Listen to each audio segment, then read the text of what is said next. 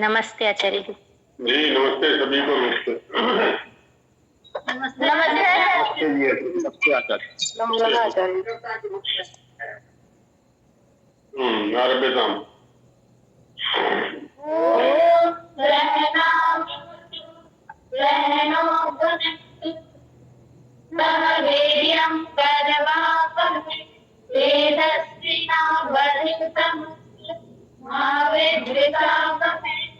ओम शांति शांति शांति।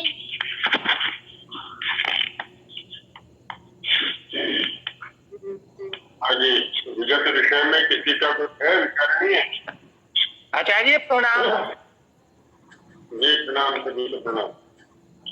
किसी का कुछ विचार नहीं हो तो रखें।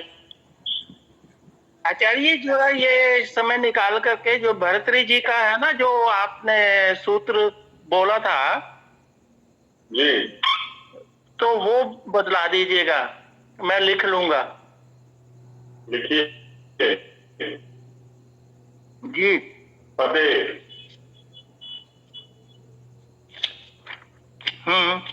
वर्णा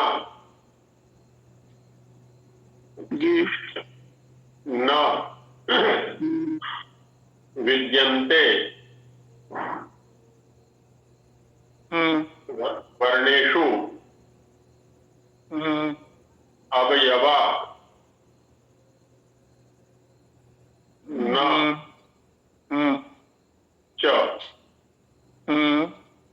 इसमें जो ये लिखा है ना आपने वर्णेषु अवयवा, इसमें वर्ण से करेंगे तो वर्णेश अवयवा न च ऐसा हो जाएगा। जी जी जी। वाक्यात् पदानाम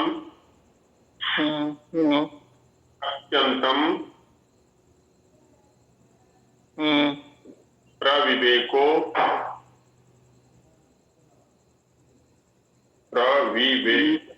न जी कश्चन ना कश्चन कश्चन कश्चन।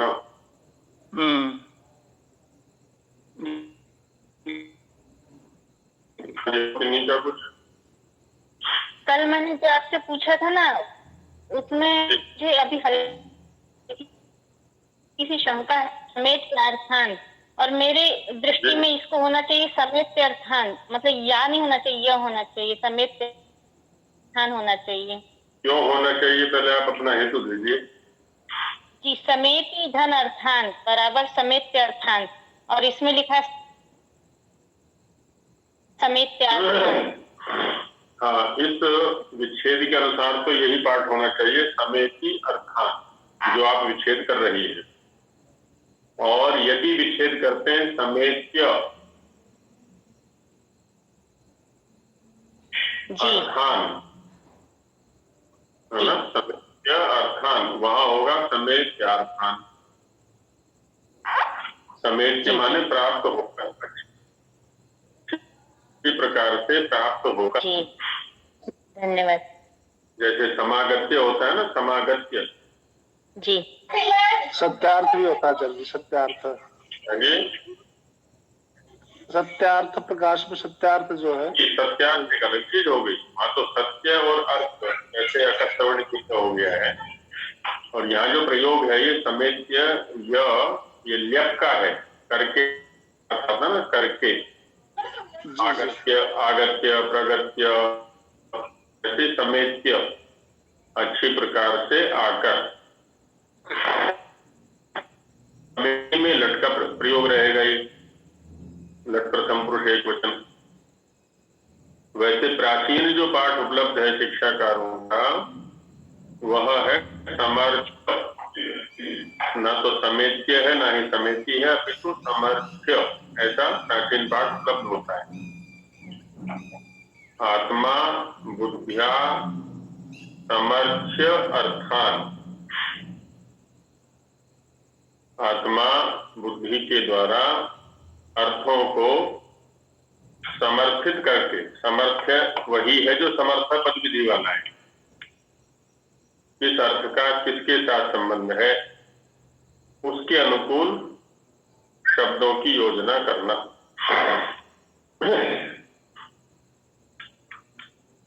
जी, और आचार्य जी, द्रव्य मतलब क्या होता है? द्रव्य जिसमें क्रिया रहती है उसको द्रव्य कहते हैं। जिस प्रसंग में हमारी चर्चा चल रही है, द्रव्य का तात्पर्य है नहीं। क्रिया का आश्रय। क्रिया का आश्रय। हाँ जी, जिसमें क्रिया रहती है। जैसे हम पठन क्रिया कर रहे हैं तो हम पठन क्रिया के आश्रय हो गए, पढ़ना क्रिया हो गई और हम उसके द्रव्य हो गए। अच्छा, तो हम द्रव्य कहलाएंगे। बिल्कुल, क्रिया के सापेक्ष। माने अलग अलग प्रसंगों में शब्दों के अनेक अर्थ हो सकते हैं, और जिस प्रसंग में हमारी चर्चा चल रही है वहां द्रव्य शब्द का अर्थ है क्रिया समवायी। क्रिया जिसमें समवाय संबंध से रहती है, क्रिया जिसमें रहती है। क्रिया पांच चीजें, ये 5 चीजें होती है ना, द्रव्य, परिमाण। हाँ, वो फिर दर्शनों में चले जाएंगे हम। और जिस प्रसंग जी, की वो केवल क्रिया और द्रव्य। जी हाँ जी, और सुनीता है कुछ? नमस्ते आचार्य जी। हाँ जी, हाँ जी, बोलिए बहन। आचार्य जी, वाक्य के संदर्भ में ये जो परिभाषा आई थी कि आकांक्षा, योग्यता और आसक्ति होनी चाहिए, लेकिन कई आचार्यों के मत में जैसे ये भी है कि तात्पर्य अर्थ भी होना चाहिए, उसमें तात्पर्य भी आना चाहिए, अभिप्राय। जी, लेकिन इसको मुख्य उसमें कई आचार्य नहीं मानते हैं तात्पर्य वाली चीज को। क्या वो इन तीनों के अंदर ही उस चीज का अध्ययन कर लेते हैं, या फिर जो अलग मानते हैं वो किस प्रकार से, जैसे थोड़ा बता दीजिए।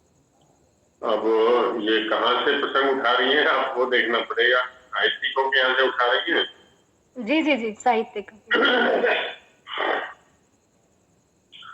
क्योंकि जैसा कल भाषा के स्वरूप पर चिंतन किया गया था कि अर्थम संप्रत्याययिष्यामि इति शब्दः प्रयुज्यते। भाष्यकार का वचन है ये महाभाष्य में। अर्थ के बिना तो कोई शब्द बाहर आएगा ही नहीं, और वाक्य जिसको हम कह रहे हैं, 3 शब्दों को वहां रखा आपने, योग्यता, आकांक्षा और आसक्ति। इतना ले सकते हैं कि जो ये योग्यता शब्द है,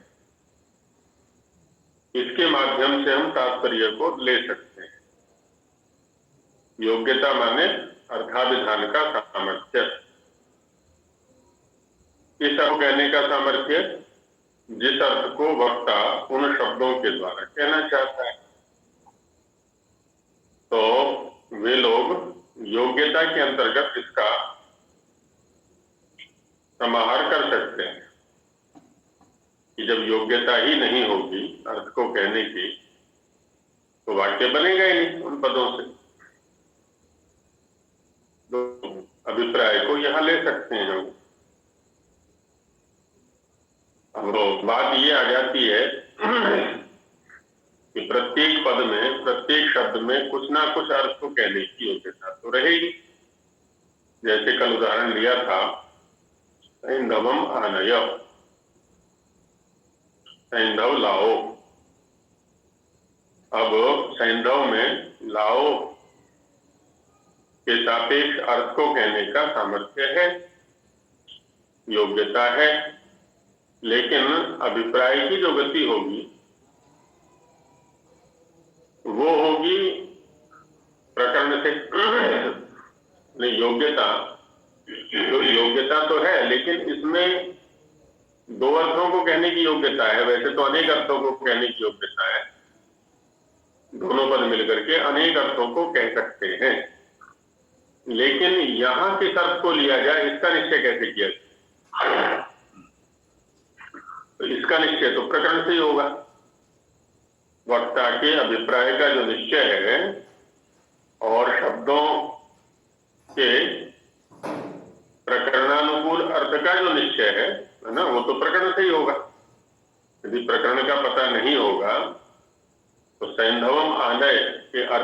साथ में श्रोता न्याय नहीं कर सकता,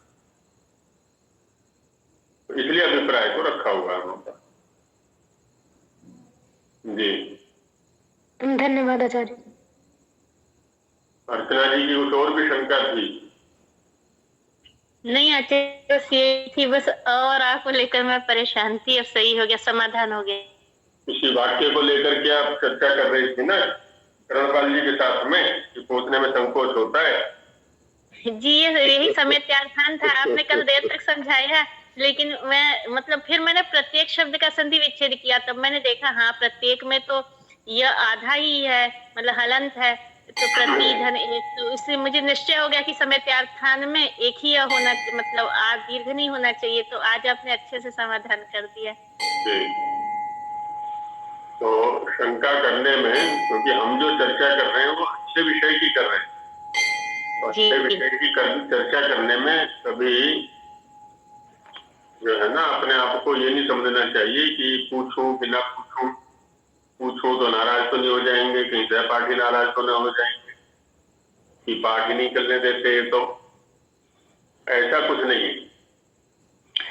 ओम आचार्य जी, जी ये अर्चना जी जो हमसे ये पूछे थे को रेफस्य उष्माणा जो सूत्र है ना, वो ये अर्चना जी बतलाइए जरा। रेपोर्ट मणाम सवर्णान संति, ये मैंने लिखा था जी, तो मैंने कहा इसमें षष्ठी विभक्ति क्यों दिखाई दे रहा है, ये थोड़ा शंका हो रही थी। ये संबंध में षष्ठी है यहाँ पर। रेफस्य ऊष्मणाम च वर्णानाम सवर्णाः वर्णाः न सन्ति। रेफ और ऊष्मों के सवर्ण वर्ण नहीं है, क्योंकि सवर्ण जो है ना संज्ञा है, पारिभाषिक शब्द है, तुल्यास्य प्रयत्नम सवर्णम। रेफ और ऊष्मों के सदृश स्थान और आभ्यंतर प्रयत्न वाले कोई वर्ण नहीं है, और अन्य वर्णों की अपेक्षा से यहाँ पर ये षष्ठी का प्रयोग हो गया संबंध की दृष्टि से। जैसे हम आपस में कर लिया करते हैं, देवदत्तस्य सवर्णः नास्ति, देवदत्तस्य संबंधी नास्ति, तो वैसे यहाँ पर भी कर दिया है कि रेफस्य ऊष्मणाम च वर्णानाम सवर्णाः वर्णाः न सन्ति, ऐसा हो गया है। जी आचार्य जी। जी, तो और किन्हीं का कुछ नहीं है? आचार्य जी, जी बोलिए। अभी आपने बोला देवदत्तस्य संबंधी नास्ति, तो संबंधी यहाँ संज्ञा है? संबंधी संज्ञा हो भी सकती है, नहीं भी, क्योंकि लोक में एक संबंधी शब्द संज्ञा के रूप में भी है, जिसको हम कहते हैं समद्धि। नहीं, वो वाला नहीं पूछ रही मैं। नहीं, संज्ञा के ऊपर यहाँ आपने की है, तो मतलब संज्ञा के रूप में भी है संबंधी शब्द। अब क्योंकि इसका कोई प्रकरण तो उठाया नहीं ना हमने, देवदत्त से संबंधी नास्ति का कोई प्रकरण का प्राकरणिक अर्थ नहीं किया हमने, किस प्रकरण से हमें शब्द को उठा रहे हैं। और यदि सामान्य शब्द ले संबंधी, तो देवदत्त कश्चित संबंधी जनः नास्ति, माने ऐसा कोई व्यक्ति नहीं है जो देवदत्त के साथ संबंध रखना चाहता हो, क्योंकि संबंध अस्यास्ति संबंधी, संबंध वाला, तो देवदत्त से संबंधी, तो ऐसे भी अर्थ निकल सकता है यहाँ पर। तो यहाँ संबंधी जनः नास्ति, यहाँ विशेषण हो गया इसका, जनः का। हाँ बिल्कुल, संबंध वाला, संबंधी माने संबंध वाला। जी, तो फिर यही एक और शंका आ गई मुझे, जब हम विशेषण है ये संबंधी जन है, तो कर्मधारय में जब हम विशेष्य विशेषण का ही समास करते हैं, जी तो अब हम मतलब मेरे को नहीं समझ आ रहा कि कर्मधारय और विशेषण जैसे कह देते, एक तो अलग से विशेषण और एक कर्मधारय वाला विशेषण, कैसे अंतर करूं? कोई अंतर नहीं है, चाहे हम समास करें चाहे ना करें। अच्छा, हमारी इच्छा, ये हमारी इच्छा है। अच्छी की स्थिति है वहां पर हम ये भी कह सकते हैं देवदत्तस्य कश्चित संबंधी जनः नास्ति, अथवा ये भी कह सकते हैं देवदत्तस्य संबंधी जनः नास्ति समास करें। जी राकेश जी कुछ कहना चाह रहे हैं? ओम आचार्य जी, ये संबंध से संबंधी जो है, इसमें इकार कहाँ से आया है? जैसे धनी में आ गया, धन से धनी में, बल से बली में आ गया, अतः ठनव है मत्वर्थ में पंचम अध्याय। तो दीर्घ इकार रहेगा ये? जी दीर्घ रहेगा। तो गुरु जी प्रश्न उठते जाएंगे इस तरह। तो संबंध, हाँ, संबंध और संबंधी, संबंध से हमने संबंधी बनाया, तो संबंध संज्ञा, संबंध संज्ञा तो हाँ कह सकते हैं वैसे, संबंध एक क्रिया विशेष की, क्योंकि जैसे हम मैं कहूँ संबंध का मतलब होता है संबंधनम, सम्यक बंधनम, अच्छा, एक दूसरे के साथ में अच्छे प्रकार से बंधना, बंधना। ये एक भाव है, इसको भाव कह सकते हैं हम, तो उसका नाम है संबंध। घय प्रत्यय हुआ है यहाँ पर भाव में। तो भाववाचक संज्ञा हो गई आचार्य जी। बिल्कुल कहते हैं भाववाचक संज्ञा है ये, और वो उसका संबंध आप जिसके साथ लगा रहे हैं वो संबंध ही हो गया। गुरुजी प्रणाम। जी गुरुजी हमको यम नहीं समझ में आ रहा है, यम समझा दीजिए।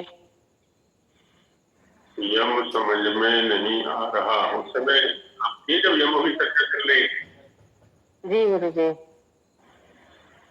आप कौन बोल रही है इसमें दिखाई नहीं पता। अगर गुरुजी कीर्ति पांडे। कीर्ति जी बोल रही है। अच्छा अच्छा।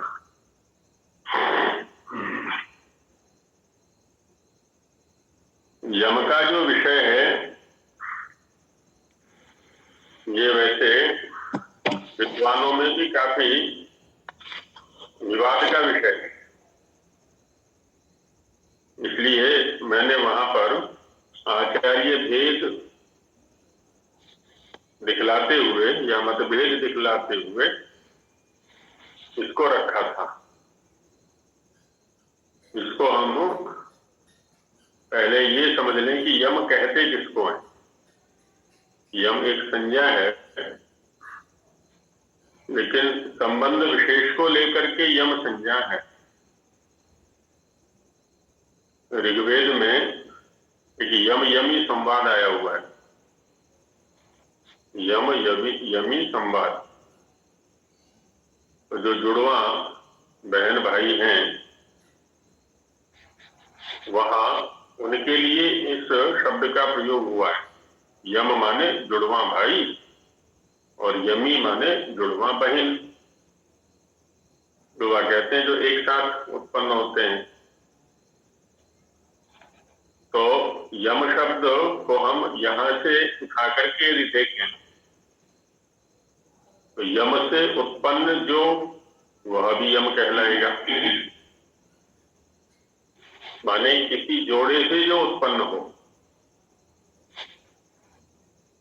अब यहां जैसे एक तो स्वर है, स्वर की अपनी सत्ता है, स्वयं राजंत इसी स्वरा, एकल सत्ता है।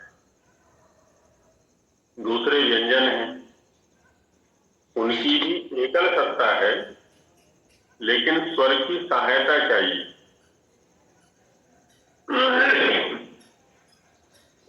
अकारादि स्वर की सहायता जैसे ही हम लेते हैं तो व्यंजन की अभिव्यक्ति हो जाती है, लेकिन उसकी भी जो स्थिति है वो यमज नहीं है, यम से उत्पन्न होने वाली नहीं। सब व्यंजनों की ऐसी ही स्थिति है। हालांकि जो ये यम है ये भी व्यंजनों के अंतर्गत आते हैं, पर इनकी कुछ अन्य व्यंजनों की अपेक्षा भिन्न स्थिति है। भिन्न ये है कि किन्हीं पूर्व और परवर्ती वर्णों के संबंध विशेष से इनकी उत्पत्ति होती है। जो पूर्व और परवर्ती वर्ण हैं उनको हम कह देंगे यम, माने जोड़ा।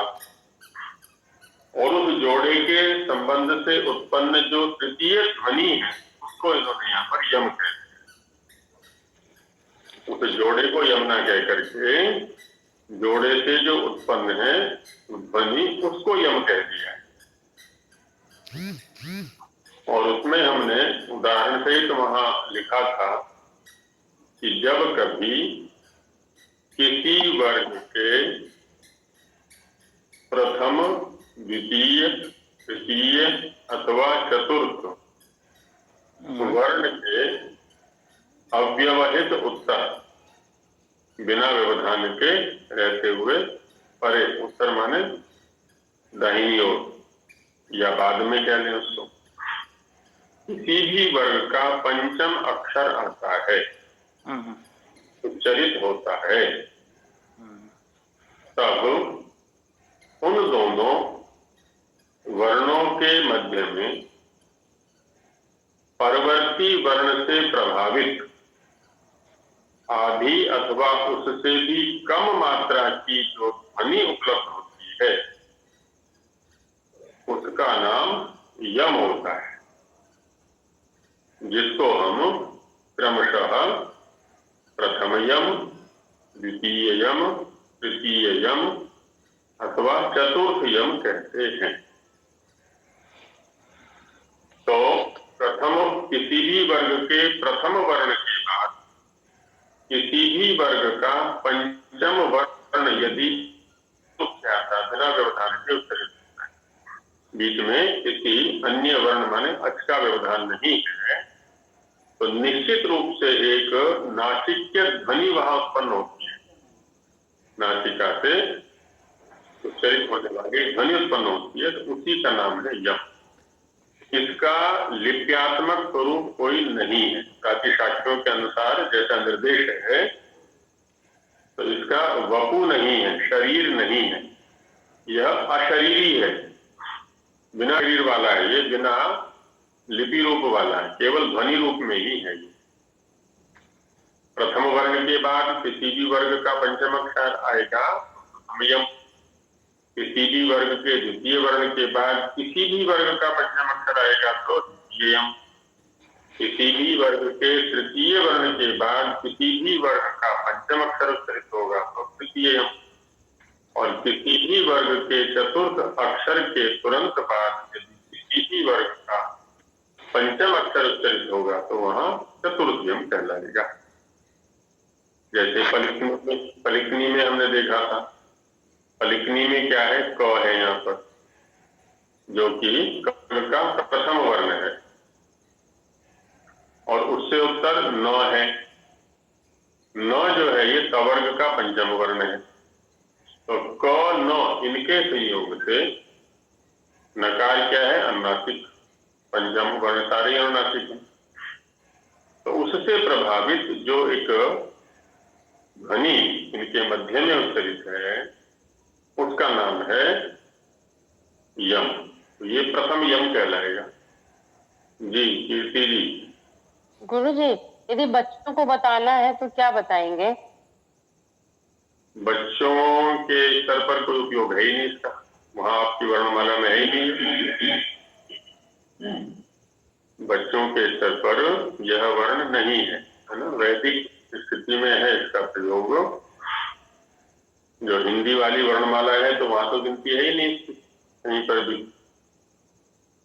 और यदि बताना भी है तो देखें बच्चों का स्तर क्या है। अभी तो उनको सामान्य वर्णमाला सिखानी है, आरंभ के जो बच्चे होते हैं तो वहां तो जो सामान्य प्रयोग में आने वाले वर्ण हैं उन्हीं से काम लिया जाता है, उन्हीं को सिखाया जाता है। और स्वरूप यही है। यदि सिखाना है तो इसी रूप में कि इन दोनों के मध्य में एक ध्वनि विशेष है जो कि संयोग है।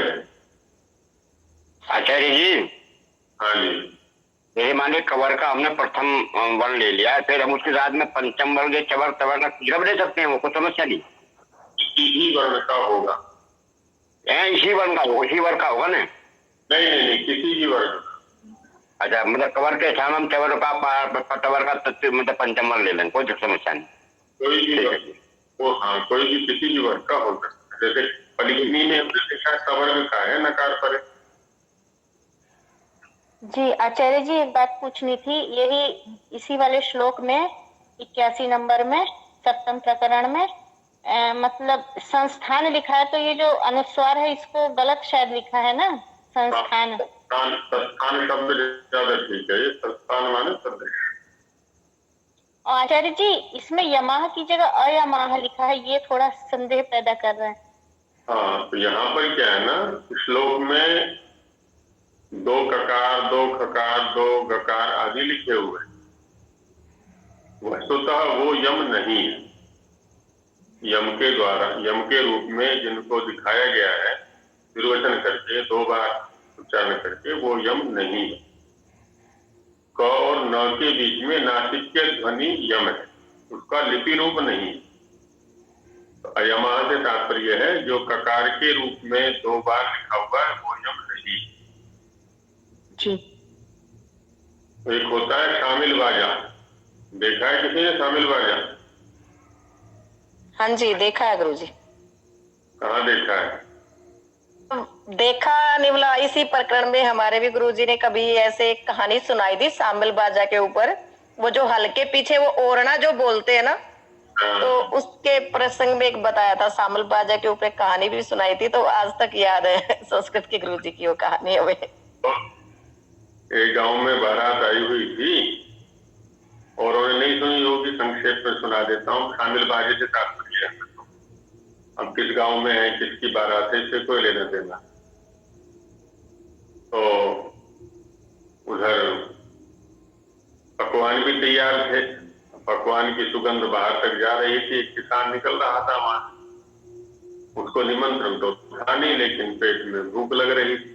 क्या करें, पकवानों की गंध उसको आकर्षित कर रही थी।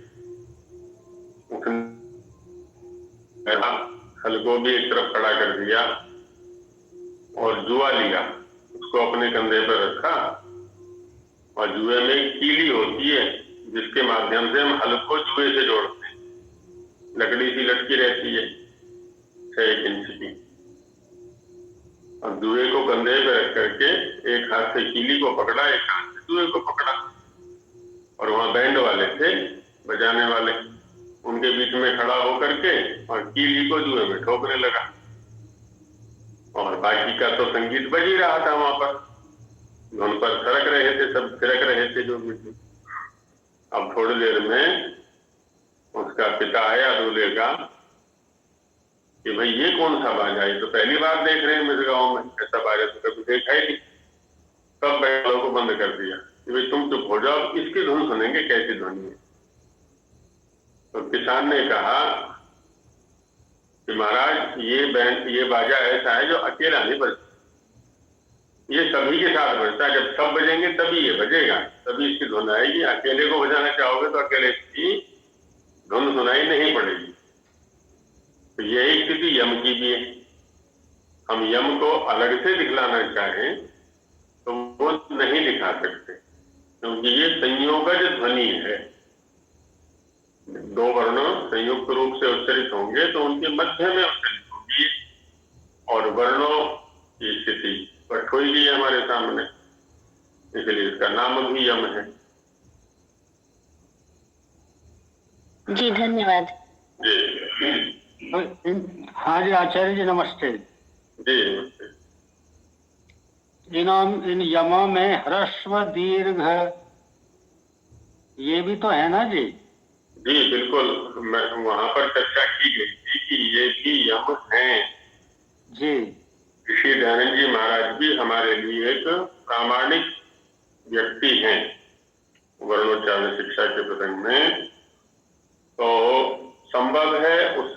ग्रंथ इस प्रकार का उपलब्ध हो जिसमें कि इन 4 वर्णों का यम के रूप में उल्लेख, जिस ढंग से हमने चर्चा को आरंभ किया था यम शब्द के अर्थ को प्रकाशित करते हुए, उसके अनुसार इनकी भी सत्ता संयोगज है। जैसे जो ह्रस्व और दीर्घ हैं जी, इनकी सत्ता पहले बताया गया था कि जब कभी ह्रस्व अच से उत्तर अनुस्वार, अनुस्वार से उत्तर कोई ऊष्म अथवा र वर्ण, ऊष्म अथवा र वर्ण हो तो अनुस्वार का दीर्घ के रूप में उच्चारण होता है। और जब कभी दीर्घ स्वर माने अच से उत्तर अनुस्वार और अनुस्वार से उत्तर ऊष्म अथवा र वर्ण हो तो उसका दीर्घ के रूप में ह्रस्व के रूप में उच्चारण होता है। दीर्घ से उत्तर ह्रस्व और ह्रस्व से उत्तर दीर्घ। और इन वर्णों की जो स्थिति है वो यजुर्वेद में, सर्वत्र नहीं है। जी सामवेद में भी शायद है आचार्य जी। सामवेद की अपनी व्यवस्था है कुछ। जी जी। और अनुनासिक का जो स्वरूप है वो तो पाणिनीय सूत्र में स्पष्ट ही है। मुख नासिका वचनों नासिका, मुख और नासिका के संयोग से उत्पन्न जो ध्वनि है उसका नाम है अनुनासिक। माने ऐसा वर्ण जिसके उच्चारण में मुखगत किसी स्थान विशेष का और नासिका का भी उपयोग होता हो तो उसका नाम है अनुनासिक। इस प्रकार आचार्य जी अर्धमात्रिक रहते हैं ये, या उससे भी कम हो जाते हैं या ज्यादा हो जाते हैं इनकी मात्रा? कौन किसके लिए कहते हैं, किस वर्ण के लिए कह रहे हैं अर्धमात्रिक आदि शब्द? जैसे ह्रस्व दीर्घ अनुनासिक और एक लय की तरह का है एक अक्षर के रूप में। ये तो व्यंजन है ना जी, अनुस्वार के आदेश हैं जो ह्रस्व और दीर्घ हैं, ये तो स्वतंत्र व्यंजन है अनुस्वार के आदेश। जो ड़ है ये ऋग्वेदियों के यहाँ पर शाक्य में इसका अस्तित्व है। ह्रस्व दीर्घ का जो अस्तित्व है वो यजु प्रातिशाख्यों में है। ड़ का जो अस्तित्व है वह ऋग प्रातिशाख्य में, वहां पर कहा गया है जी, जब कभी दो अचों के बीच में ल वर्ण ये आ जाते हैं, ड अथवा ल, तो इनका उच्चारण ळ ऐसा होता है। तो इस प्रकार से इन चारों ही वर्णों की जो स्थिति है जी, सत्ता है वह भी यमज है, संयोगज है। तो संभव है यम के रूप में किसी ग्रंथ में इनका उल्लेख रहा हो। ठीक है। लेकिन अभी जो उपलब्ध वैदिक वांग में है वहां इस रूप में उपलब्ध है लक्षण ग्रंथों में। चलिए आगे बढ़ा जाएगा। हाँ जी। यमों को तो जब प्रथम आदि और पंचम वर्ण आता है तो कब वो प्रथम आदि का वर्ण आरूढ़ होगा? पंचम मध्य कहा तो मध्य में है और मध्य नहीं, तो काल आधा आधा लेगा दोनों का? नहीं है क्या, प्रथम आदि वर्ण की अपनी सत्ता है, पंचम वर्ण की अपनी सत्ता है, और उनके उच्चारण में लगने वाला जो काल है वो पूरा रहेगा। पूरा माने अर्धमात्रा, क्योंकि तो व्यंजन की अर्धमात्रा है तो उसमें कोई न्यूनता भी नहीं होनी है, उनमें अधिकता भी नहीं होनी।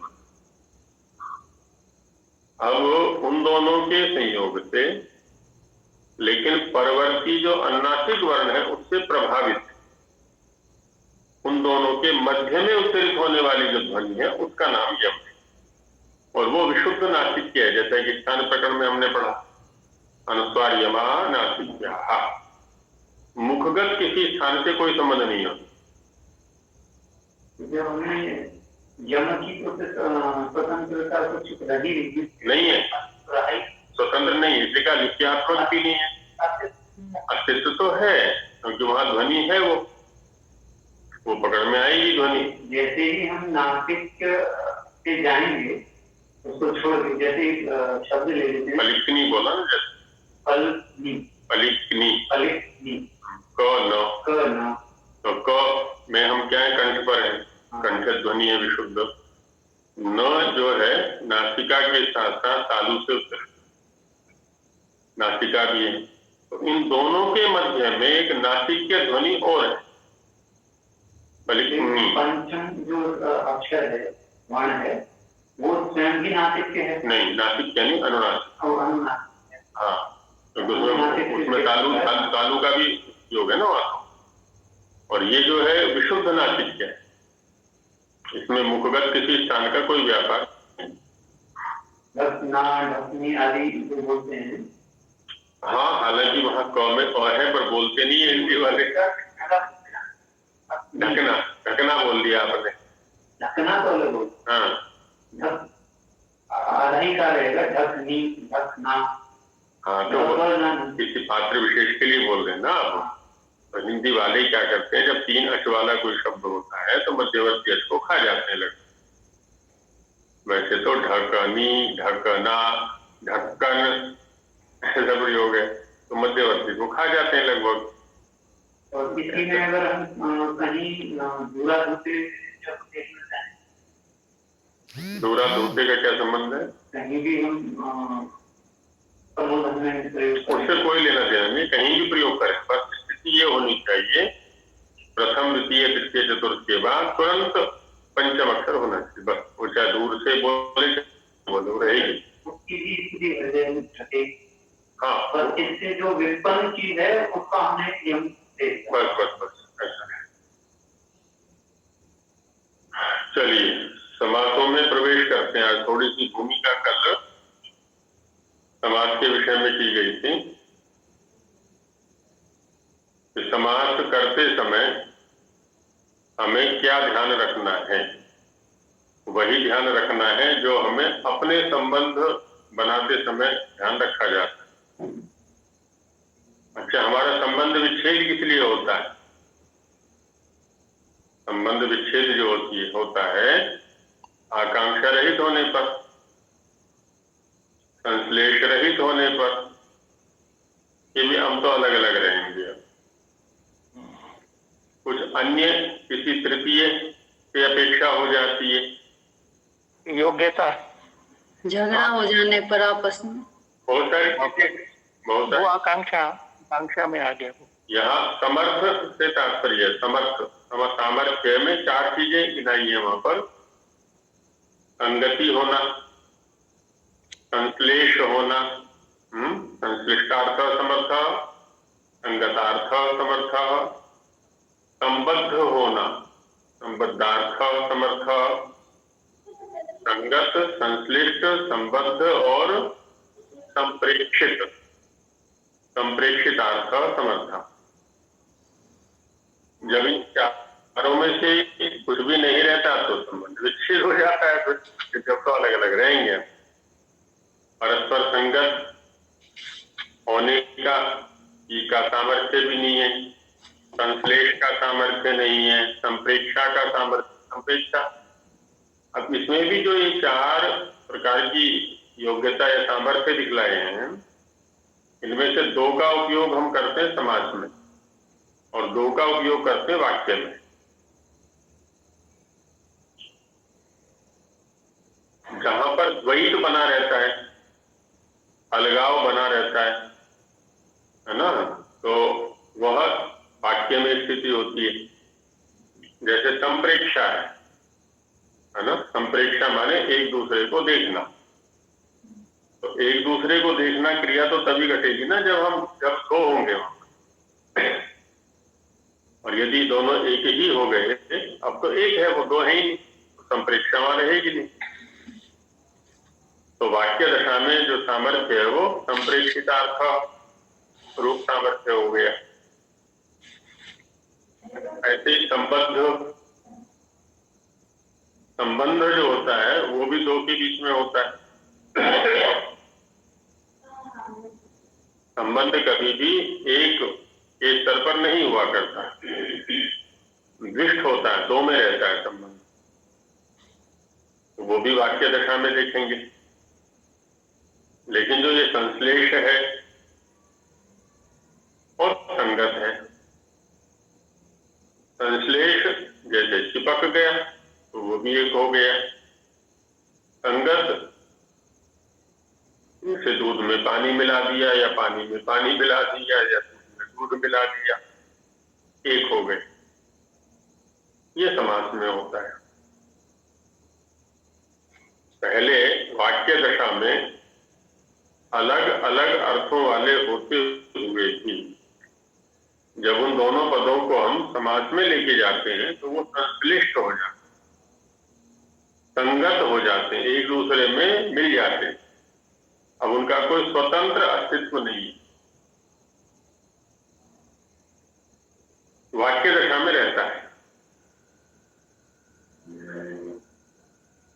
समर्था पद विधि यहाँ पर काम करता है, इसलिए कहा जाता है कि सापेक्षम असमर्थम भवति। सापेक्षम असमर्थम भवति। सापेक्षम माने अपेक्षया सहितम, सापेक्षम अपेक्षा वाला।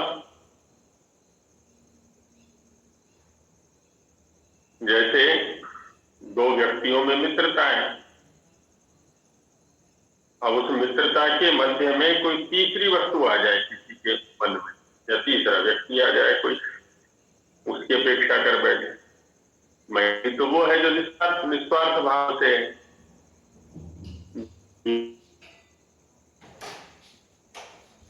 अन्य व्यक्ति की अपेक्षा आ गई, तो मैत्री में क्या है ना, ढीलापन आ जाएगा, शिथिलता आ जाएगी और विच्छेद भी होगा। गुरुकुल के बच्चे कुछ पूछना चाह रहे हैं। हाँ भाई पूछो। आचार्य जी, क्या सप्त प्रकरण में एक श्लोक एक सूत्र है, तत्र एते कोशिक्याः श्लोका। यहाँ पर कोशिकिया एक है, मतलब ऋषि का नाम है ना, तो यहाँ पर कोशिक्या बहुवचन में क्यों कह रहे? ठीक वचन। क्या नाम है तुम्हारा ये बताओ पहले। शांति। शांति। अब इसके एक एक शब्द का अर्थ बताओ जो वाक्य तुमने पढ़ा है। तत्र माने अर्थ बताओ बेटा, तभी तो स्पष्ट होगा। तुम भी तो कुछ प्रयास करो, बताओ। तत्र माने तत्र अप्य पद और एते प्रथमा एक वचन। पद का परिचय नहीं पूछा, अर्थ बहुवचन। तत्र शब्द का अर्थ क्या है? अर्थ पूछ रहा हूं मैं, अर्थ बताओ। अर्थ शंका तो तुमने अर्थ को लेकर के की है ना, तो अर्थ बताओ। तत्र माने वहाँ, वहाँ। एते माने ये सब। ये कोशिकीय ऋषि।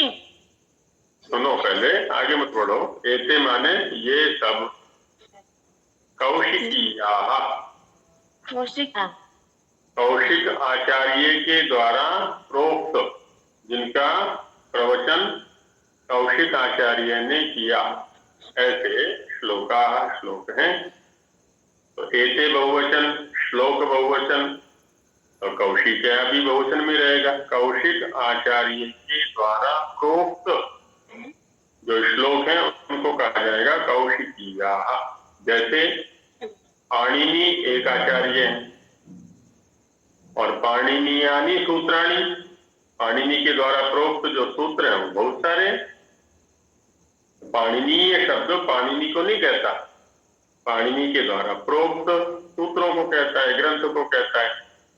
वैसे ही कौशिक शब्द तो आचार्य को कहेगा, कौशिकीय शब्द कौशिक आचार्य के द्वारा प्रोक्त श्लोकों को कहेगा। तो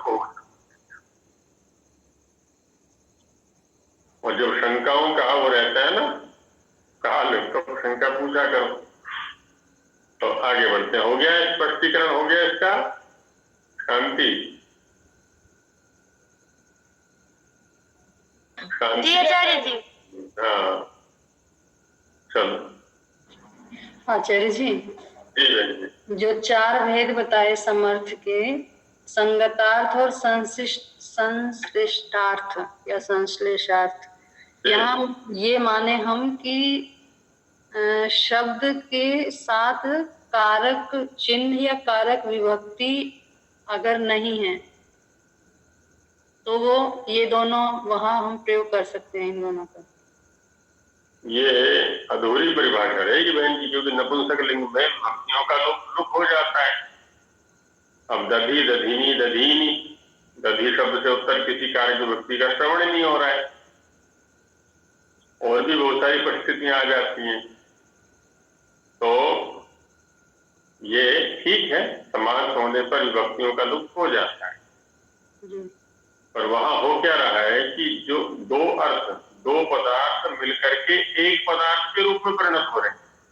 जी जी। तो ये जो घटना है तो यहाँ इससे बताया था संश्लिष्ट शब्द से या संगत शब्द से, उसी को बताया जा रहा है। दो पदार्थ मिलकर के एक हो जाना,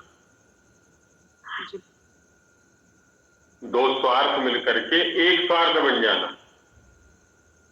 स्वामी जी महाराज ने जो 10वां नियम दिया है वहां पर भी तो ये चर्चा की है, सर्वहितकारी नियम और प्रत्येक हितकारी नियम। प्रत्येक हितकारी नियम में हम अपने अपने स्वार्थों के लिए प्रयत्नशील रहते हैं, और सर्वहितकारी नियम में हम किसी एक नियम के पालन में समर्पित रहते हैं, प्रयत्नशील रहते हैं। वहां अलग अलग नहीं चला करता, ऐसा रहता है। तो वही यहाँ पर भी है समाज के अंदर। अब जैसे बोला सापेक्षम असमर्थम भवति, जो सापेक्ष होता है वो असमर्थ होता है, माने समास के रूप में परिणत नहीं हो सकता है। जैसे एक प्रसिद्ध उदाहरण लिया जाता है, राजपुरुषा। राजपुरुषा का अर्थ है राजा का पुरुष। कोई और भी शब्द ले सकते हैं हम, शब्द आप लोग भी ढूंढ के ला सकते हैं, उठा सकते हैं यहाँ पर। अब यहाँ पर राज्य में षष्ठी है और पुरुष में प्रथमा है। राजा का इतना कहने पर अधूरापन है इसको, क्योंकि यहाँ पर संबंध में षष्ठी है, स्वस्वामी भाव संबंध में षष्ठी है। स्व की अपेक्षा है राजा का क्या, बहुत सारी चीजें आ सकती हैं। महल है, राज्य है, घोड़ा है, धन है, पुरुष है, कुछ भी हो सकता है। अब जैसे ही कहा पुरुषः, बाकी सब जो संबंधी थे स्व से वो हट गए, वहां पुरुष रह गया। ऐसे ही बोला पुरुषः, क्या पुरुष किसके साथ क्या संबंध बनाना चाहता है। यदि स्व के रूप में उपस्थित है, उस सेवक के रूप में उपस्थित है, उसको स्वामी की अपेक्षा है। स्वामी के रूप में बहुत सारे आ सकते हैं, लेकिन जैसे ही कहा राज्य, अब सारे हट गए वहां से। अब हुआ क्या, राजा का संबंध स्वामी के रूप में पुरुष के साथ हो गया और पुरुष का संबंध राजा के साथ में स्व के रूप में हो गया या सेवक के रूप में हो गया। दोनों को एक दूसरे की अपेक्षा तो है, लेकिन अन्य किसी तीसरे की अपेक्षा नहीं है। तो जब तीसरे की अपेक्षा नहीं होगी तो समास हो जाएगा। और यदि प्रयोग कर ले हम संपन्नस्य राज्यः पुरुषः, अब यहां संपन्नस्य जो है राजा का विशेषण है, किस राजा का पुरुष है? संपन्न राजा का पुरुष। अब यहाँ पर क्या हुआ, राजा को पुरुष की भी अपेक्षा है, पुरुष के साथ संबंध बनाना चाहता है, लेकिन संपन्न के साथ में संबंध छोड़ना नहीं चाहता। ऐसे में समास नहीं होगा। क्या कहा गुरुजी? संपन्न के साथ संबंध को छोड़ना नहीं चाहता। अच्छा, छोड़ना नहीं चाहता जी। संपन्नस्य राज्यः पुरुषः, ऐसी स्थिति में राजा जो है वो पुरुष के साथ भी स्वामी के रूप में संबंध बनाना चाहता है कि ये मेरा स्व है, मेरा सेवक है। इधर संपन्न के रूप में भी अपने आप को प्रदर्शित करना चाहता है।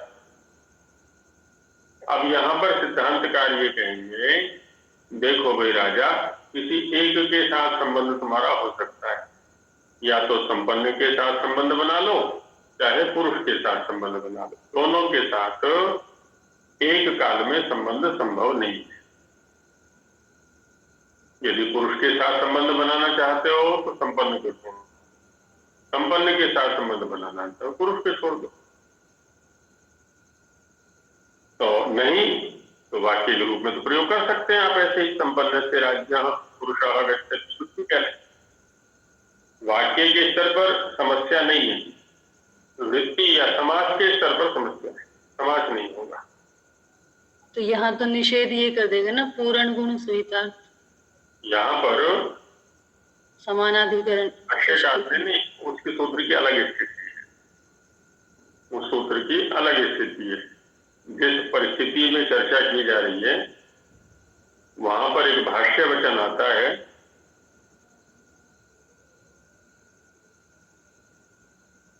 सविशेषणस्य वृत्तिर्न, सविशेषणस्य वृत्तिर्न, वृत्तस्य च विशेषण योगो न, भवती लगा सकते हैं अपनी ओर से, वृत्तस्य नहीं, वृत्तस्य, वृत्तस्य च विशेषण योगो न, भवती अपनी ओर से लगा लें।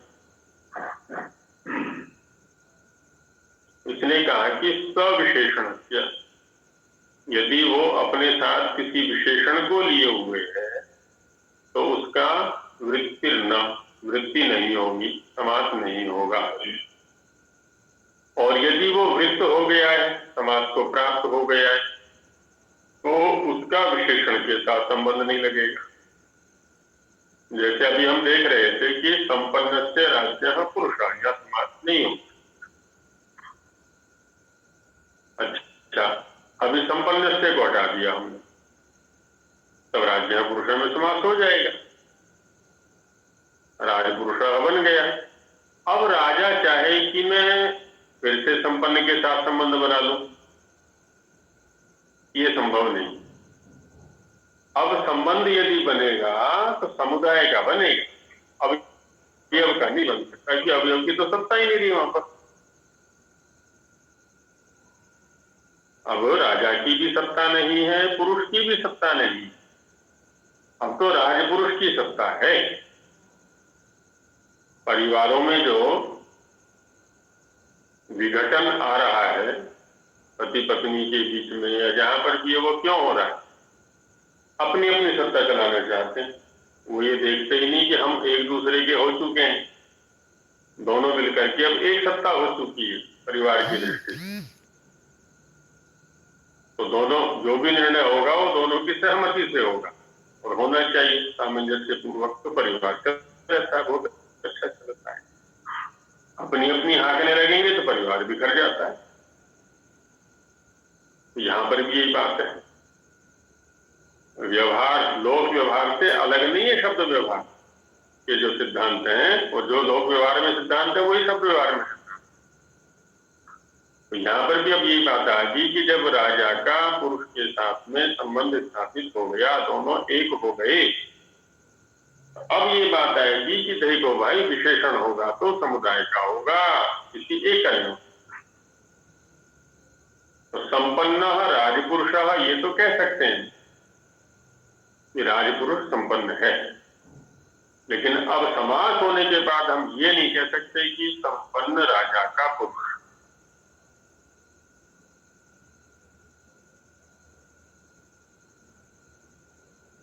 जी माइक। राजा का कोई स्वतंत्र अस्तित्व नहीं, तो इसलिए कहा कि सविशेषण से उत्तीर्ण विशेषण योगो न। गुरुजी कुछ गड़बड़ हो रही है आवाज में आपकी। अविशेषण से उत्तीर्ण, बहुत तीव्र गति से आ रही है आवाज। विशेषण से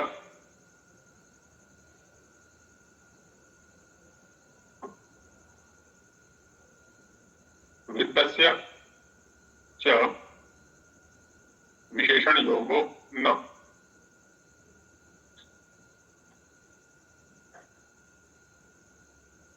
तो राजपुरुष का संपन्न के साथ में संबंध नहीं हो सकता।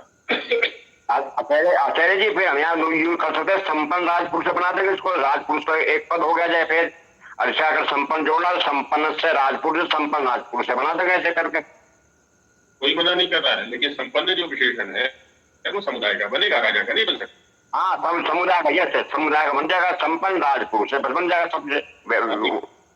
तो वहां बनेगा कर्मधारय होकर के संपन्न चासो राजपुरुष, ऐसा ही हो जाएगा। इससे संबंध में संपन्नता राजा की नहीं है, ना ही केवल पुरुष की है। राजपुरुष इसकी संपन्नता है, संपन्नता का संबंध राजपुरुष के साथ है, केवल राजा के साथ संपन्न का संबंध राजपुरुष के साथ हो जाएगा। बिल्कुल सही बात है। हाँ, ये रहेगा। तो वैसे परिवार के अंदर भी देखना चाहिए, कोई भी आय होती है तो पूरे परिवार की है वो, और कोई हानि होती है, व्यय होता है तो भी पूरे परिवार का, कोई लाभ होता है तो पूरे परिवार का, हानि होती है तो पूरे परिवार। किसी एक व्यक्ति भी नहीं है न लाभ न हानि, न आय न व्यय। तो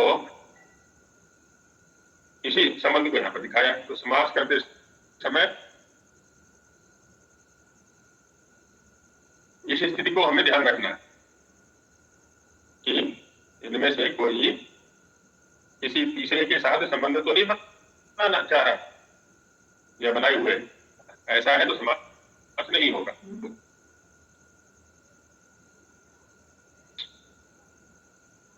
तो चलो सिद्धांत का प्रयोग हम आगे करेंगे। कल को समास के प्रकारों पर चर्चा करेंगे कि कितने प्रकार का समास होता है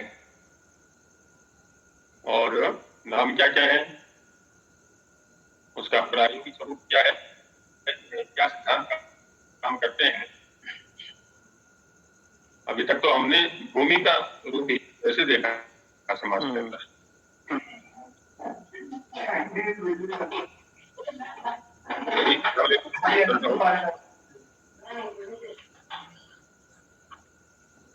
तो विराम लेते हैं यहीं पर मंदिर पाठ।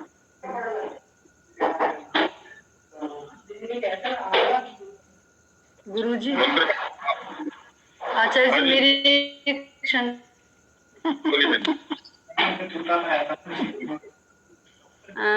व्यक्तिगत और भुगतान जानकारी।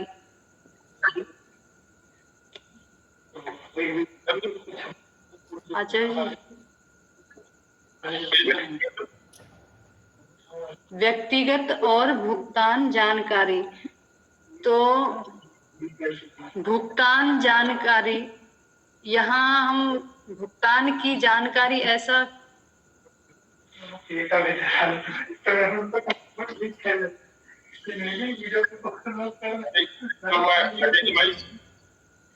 राकेश जी माइक खुला हुआ है। व्यक्तिगत और भुगतान की जानकारी,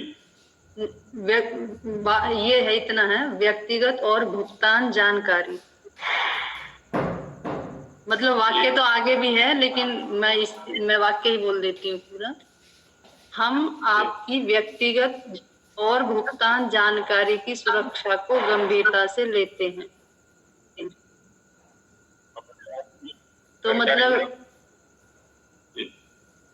व्यक्तिगत और भुगतान जानकारी, यहाँ समास होगा भुगतान की जानकारी, ऐसा।